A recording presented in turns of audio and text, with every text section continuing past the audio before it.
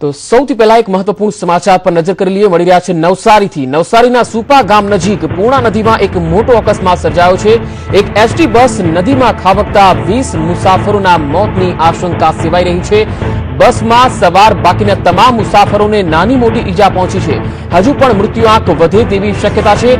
ગુરુકુળ સફા પાસે બ્રિજ પરથી આ બસ નીચે ખાબકી હતી। આ મામલે પોલીસ, ફાયર બ્રિગેડ અને 108 એમ્બ્યુલન્સની ટીમ ઘટના સ્થળે પહોંચી ગઈ છે।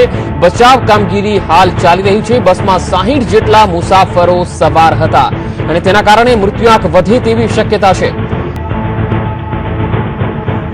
તો નવસારીમાં એક ગુજરાત એસટી નિગમની બસ પૂર્ણા નદીમાં ખાબકી છે। ગુરુકુળ સુપા ગામ નજીક આવેલા બ્રિજ પરથી પૂર્ણા નદીમાં આ બસ ખાબકી ગઈ। કુલ બસની અંદર 60 જેટલા મુસાફરો સવાર હતા। 20 થી વધારે ઘાયલ થયા છે। મૃત્યુઆંકનો જે પ્રાથમિક આંકડો સામે આવી રહ્યો છે, જે બિનસત્તાવાર છે, તે 20 છે। 20 જેટલા મુસાફરોના મોતની આશંકા છે।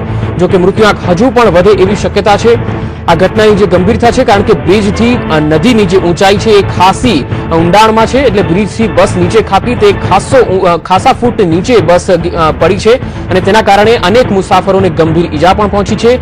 જે ઈજાગ્રસ્ત મુસાફરો છે તેમાં કેટલીક મહિલાઓ અને બાળકોનો પણ સમાવેશ થાય છે।